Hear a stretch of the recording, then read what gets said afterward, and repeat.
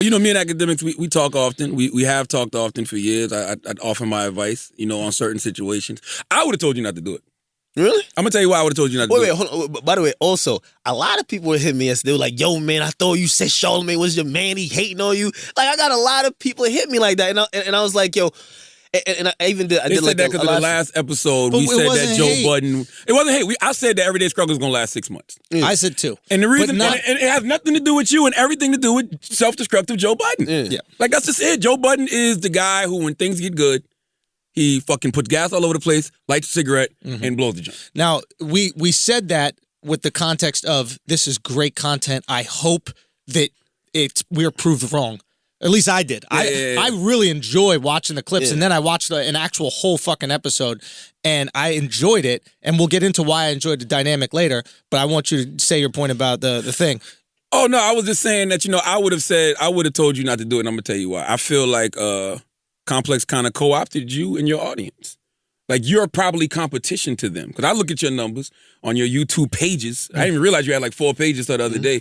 You got like no less than 300,000 subscribers on each one. You put out videos. You probably average about 150, maybe 200,000 views per video. And I feel like they bought Akademiks in because they realized this guy is competition to what we're doing. Now, I wouldn't mind them helping you to elevate your platform, but I just don't understand the dynamic between you and Joe. I almost feel like Joe could do his own thing and Akademiks could do his own thing. And I just don't see, the way it's going right now, I just don't see it lasting any more than 6 months because somebody going to get fed up. Either Joe going to get fed up because he tired of motherfuckers calling him industry and saying he's not an underground artist no more, or you going to be like, why the fuck am I continuously coming here to do this shit when I got my own platform? That's interesting. I didn't know. And I want to be wrong. I'm just telling you what you asked me what I think. That's what I think. Yeah. No, that's interesting. I didn't know how much influence I guess you had now. I didn't know you had all the YouTube pages. I always kind of went for you on Twitter for hip hop news, like breaking hip hop news, almost like TMZ. I called you the Hood TMZ. The second some shit happens. Yeah. So, what I'll say about the dynamic of the show, which I found very interesting, is Joe. And I was watching this whole episode. Joe is incredibly interesting. And always has been. Always has been. Whether it's rap, Joe used to do radio. Like, people don't remember. Joe used to do morning radio. No, he used to do morning radio. I was a child in like middle school or something like that, listening to morning radio. Yo, Joe was on hot. Joe is excellent. Dude, I'm watching this and I'm like, he's excellent. And he's, I find like him a year though. Maybe it was a year, but again, a year and then it fell apart, right? So, but it's the like fuck out of Dodge. But there's probably some deep-rooted insecurity or fear of success, maybe fear of failure. Maybe you run away before you can fail. You make it explode before you can because you don't deep down think you deserve it. Who knows what the fucking thing was?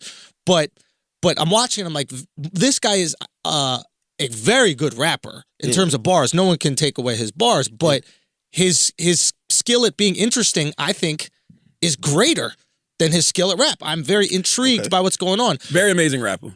Very amazing rapper. But he's very interesting. I'm watching very interesting, good takes. My concern with the dynamic is two people need to be listened to each other in order for them to feel comfortable speaking and validated speaking. And I've noticed it in times with us when I'm not listening well.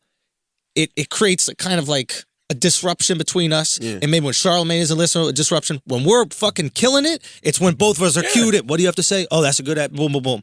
And I wish that there was more of that with you so that you would feel more, I think that you would talk with more confidence in your points. And my greatest interview skill is the fact that I listen to the artist. I think Joe needs to give you more. Joe needs to listen more. Well, truth be told, I'll just hit the first point. When people were saying, yo, Charlamagne's hating, I'm like, yo, it sounded crazy to me. Yeah. Because I was even asking random people, like, even like my audience. No, I'm like, yo, I'm like, do y'all hear yourself? So I had to give him the history. I'm like, Charlamagne is someone who gave me advice at a time that he didn't need to give me advice. You know what I mean? He's someone who looked out. And he's always looked out, and he's always been the person that if I ever need advice or stuff has happened that don't even involve me, and he's called me to just kind of give me the lesson in that. Be like, yo, see what I was talking about? This is a proof, right? So he's always been a good dude with me. You get me? So like when I heard that, I was like, obviously I could tell there's something I do believe in. We could get onto this. I think there's something with you and Joe, though. I don't know what it is. Historically. There's something where you I'll enjoy. tell you exactly what it is. Wait. Dominican women. What? They're fighting over the Dominican women, okay? Charlamagne wants all the Dominican women to himself, and so does Joe. I'm and it's a married big man. fucking problem. No. Yo, All right? There's something, because I heard the comments or whatever, and I was like, I know his humor, and I said, and I told people, I'm like, we've had personal conversations, right? Yeah. So I'm like, his humor didn't offend me because I know his humor. Yeah. I said, if anything, I was like, this is him foreseeing something with Joe or taking a jab at Joe. Now, again, wasn't a jab. Definitely wasn't a jab. What was it? What would you describe it as? And honestly, it was like, I'm a hook. It's just like anything. No. It's club punch. This is the thing, right? Whenever you're a cultural critic, which I feel like I am, I feel like Akademiks is, we critique the culture. Yeah. But whenever we critique something that people know we actually fuck with, or people that we may be affiliated with in some way, it's almost like, oh, he's hating. Like, no, I'm critiquing the culture. It's the same thing I would tell Akademiks. Same thing I would tell Joe. I talked to Joe last week on the phone. Right. Like this is the same kind of conversations I have. And guess what? I'm sure that they have critique about the Breakfast Club or the podcast. Sure. And that's fine. I'm cool with it all. Like, just because people make it a bigger deal because there's a relationship. Absolutely. If you don't know an artist, it's like, oh, this is a fair critique. The second that you and that artist had a conversation once that went bad, immediately everything you say is discredited because you're bitter. Or something. Everyday Struggle is taking over the Breakfast Club. It's two different lanes. Completely. We do terrestrial radio. Y'all do online webisodes. And it's very hip-hop specific. Very hip-hop specific. They're not going to put Ryan Holiday. Exactly. Allison Williams isn't going to, Lena Dunham's not going to Everyday Struggle. Sure. So it's cool. And like I told somebody last week, we need all of these different spaces in hip-hop. I agree. Like, we don't need one outlet. Nobody needs to have a monopoly on this shit. Shit is getting specific, especially with the internet. You want a hip-hop-centric first take, which is what this show is. Brilliant idea. Because the audience has a desire for it. Yeah, and also speaking to like the chemistry.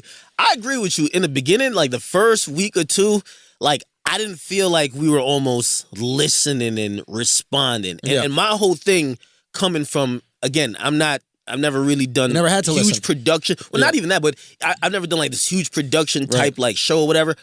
I always care about the content, right? Yeah. So like I would watch the content and I'm like, yeah, people might like me, people like Joe, people might like Complex as a company, but I'm like, I don't believe that the content is where I would like it to be, right? So I really, and I talked to production, me and Joe, like my thing was trying to get the content to a place where, because I said, listen, beyond the screaming and 2-minute clips that you guys say you see, 9 months later, people are going to have to watch the episodes because those ain't going to last forever. It's like Love and Hip Hop. How many times are you going to see a chick get slapped? Absolutely. How many times? Like, at some point, you get desensitized, you're not even clicking.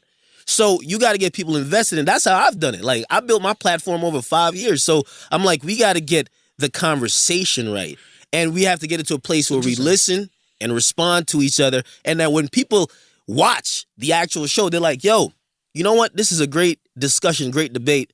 I agree with him on here. I agree with him on here. And they come away with their own points, and that'll continue the narrative and the discussion of the show. So I've been working on that since the first week. And I'll give credit to production. How long y'all been out? A month? Yeah. Okay. I give credit to production, even Joe. Joe. I've always said with Joe self-adjusts. Like, even some things I'll be like, yo, nah, I think I got to talk to him about it. It's like, he kind of already knows. Like, so he adjusts himself. But even with, like, everyone else, like, I talk to him. I'm like, yo, I think this is what we need to do. And they react positively. It's not like they're like, because at first I was thrown off. I was like, I don't know what we doing here, but I feel like this is almost, and I've said it like publicly. I say, yo, this might be like Love and Hip Hop on some, this might be like Love and Hip Hop we're just on a debate set, right? Because we're not having conversations. We're having like these moments of flare-ups. And you never want that. You don't want to become a caricature of yourself. And, I mean, and a lot of times when you're reading these social media comments and you're reading what people are saying on YouTube, you're like, oh shit, let me give them more of that. One thing you said just now that was very interesting. You said you've built this up over 5 years. Yeah. What I hate about hip hop fans are so fucking fickle. Yeah. Like they don't. Nobody has cachet when it comes to hip-hop fans. Like, and what I mean by that is Breakfast Club could be around for 7 years. A show like Everyday Struggle could come, have 2 interviews that people watch and everybody like, oh my God, y'all taking over. Like that's not the way none of this shit works. And it shows how fickle hip hop fans are. You have to be consistent over 7 years. The reason people trust you and Complex came to you at this point to say, you know what, Akademiks, we think that you're an authority in the coaching now is because of what you built up over the past 5 years. So I don't want anybody to ever feel like, you know, brief moments are what you should base a whole situation on. Sure. You know what I'm saying? Yeah, Because what's going to end up happening is, and what you're saying is very important, when you have these, like you say 90 days from now, you want to just have content out there. I want content. 9 months. I'm looking long term. You know why? Because every day, you're not going to have a Little Yachty interview every day. Right. You're not going to have a Wale interview every day. Absolutely. At the end of the day, you and Joe have to be the most 2 entertaining people that people come to watch every fucking day. Yeah. I agree. That's what you got to put your foundation on. So you can't do that becoming a character to yourself. You No, just that's won't. true. It'll burn out. Yeah. Like I heard Joe today say, fuck L.A. Reid. Oh, that's not even close. You gotta watch the whole interview. What do you say? All he does is call him a sexual predator the entire interview. See, that's the stupid. And you can't do that, Joe. Because Joe, you would hate that. If I called you this. a woman beater a whole interview, you'd be upset. Hey, I'm gonna just say, sexual I believe, predator. because truth be told, The whole interview, I watched the whole interview last night. I wanted to be prepared for you coming on. Yeah. And it was an interesting interview, but the whole interview, he's calling Ellie Reid a sexual predator. And then you were like, well, how old are the girls coming in? And he's like 18. And it's like, first of all, 18 up is legal. I don't care how old you are. You know what I mean? Well, here's the thing. There's grass on the infield. Yeah. I listen again with building rapport, right? And I guess like I'm not too sure if you guys were like friends before you guys did a podcast. Yeah, we knew each other Okay, before, so that's different, right? So I met Joe with Complex. Yeah. Right? So like I'm learning Joe. Like, you know what I mean? Of course, we've kicked it outside of even the work structure because you got to build rapport because it's all going to translate. If you guys really don't know each other, fuck with each other, it's going to translate on camera. So like we've been trying to build that rapport. But like, You going to the pool party? well, if Complex cut the check, I'll probably be there just showing up. But, Really? yeah, I mean, They got to pay you to go to Joe's pool party? well, suppose they might be. Or they want to do the show from the pool party? They might be doing something like that. Oh, okay, gotcha. So if they're in there, now if it's just Joe, I'll go support Joe. But if Complex gets I in wouldn't there, go into that environment. Because you got to think you're going to be with Rory, Mal, Official Ice, all these people that want to probably be in your spot will jump you. Oh, they can hate you. I've met one of them before. I met Rory. He's a white guy. Right? They're not hard to tell I apart. fuck with Rory's the Rory, white man. one. I like Rory. I met him. He seems cool. Rory's cool, man. I don't know, man. I like Rory. Why? What's truth up? be told, Little like passive aggressiveness toward Akademiks from Rory. Really? Really? Yeah. On what? What happened? Just you don't listen to the pod. You don't listen to the Joe Budden podcast. That was a little wild. You don't listen to that. They had the best name for a podcast and they got rid of it. I'll name this podcast later. It was brilliant. I listened to the podcast the week off when we debut, but I don't like. That's never been in my list. I don't think they respect you. I've talked to guys like B. Dot from Rap Radar and Epic Records, and I don't think they respect you. They don't feel like you're an authority on the culture. They're like, what have you done to be able to have an opinion? Which is stupid. Respect is earned, dog. Don't worry about that shit right now. I mean, truth be told, I mean, I don't give a fuck about what they. That's think. the attitude. Listen.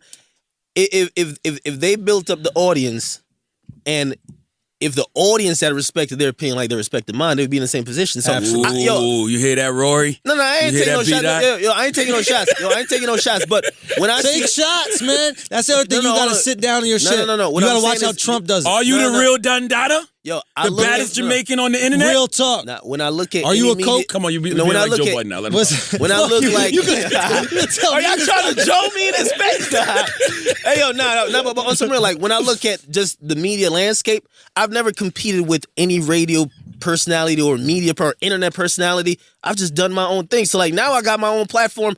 I don't think about anything they say because. Other than like y'all asking me, I've never had like an opinion on them. If they're all great, Like, if I always say the fans will do the ultimate talking. If you're talented, if you're knowledgeable, they decide. I can't listen. If you want me to show you I brought I ain't gonna be doing that. If the fans have decided, you got to get it up with the fans. That's a fact. And also, I might not be the authority on your hip hop because a lot of people are dated, and that's the reason why I'm here, right? A lot of my supporters, they fuck with me for the new wave that a lot of people, like Joe, they discredit. They don't fuck with. Those are fuck boys. But I told you that's your strength. There needs to be a voice that represents those people. I agree. Again, if anybody has, that's why I don't like. I don't even hear those type of conversations because number one, I don't put myself. It's funny, and I was telling like even the people at Complex, I'm like, they be mentioning all these like industry people. I'm like, I literally know like 5 people. You don't have to. And I'm like, yo, I'm like, Charlamagne was the first. I guess. Are you industry? The first industry person I know. Yeah. I'm like Joe is like second or third or fourth, and I know like one more. That's it. Like I don't care to know. I don't want to be around y'all circles. I don't need to be cool with y'all. I have my audience, and I've always remained loyal to my audience. I only cater to my audience. You're the Little Yachty of the industry. Yeah, I'll be the outcast. I don't want to be the poster child of whack niggas though. Okay, but you are the Rory. the Rory. Rory feels that way. What do you mean? He feels like Akademiks the poster child for like, he said, he was tweeting about it. He was What like, did he say? he was basically trying to say like guys, like, he didn't say his name, but he was like Akademiks rep for the guys who don't leave the house, who stayed in the basement. I didn't know Rory's all salty like this. Hey, a little bit. I don't like this, You Rory. think it's salt? I think it's a little salt, Little man. salt? Yeah. No. Well, to All that I see point- is Rory posting Throwback Thursdays. No, When I used to be a jogger or How do something. we know Rory's not Dominican? Oh, like Drewski? Yeah. How do we know Rory's These not, light-skinned you sure Rory not Dominicans coming Spanish? out here. Yo, to that point though, like we had Wale up there, right? Mm-hmm. I don't know. I guess maybe I'm not like again. Maybe I'm just new hip hop guy or whatever. But like Wale was up there and he said, "Yo, let me tell you something, son.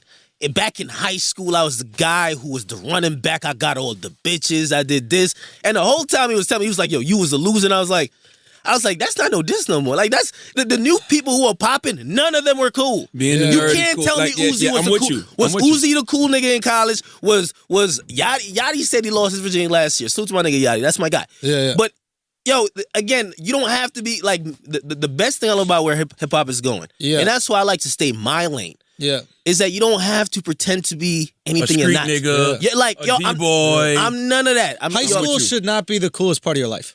And Yo, if it is, you fell the fuck off. And you, You know what I'm saying? here's Like, the funny part about it: the people you're who the were cool bad in high guy school, from they every rom-com. fell off. No, Yo, I don't know mean that. anybody cool in high school who's popping out. Sure. Not one. I'm not gonna lie, I wasn't a loser in high school like you. You know what I mean? Were you the running back? This is a good question. Were you the running Captain of the basketball team, you know what I'm saying? That's a good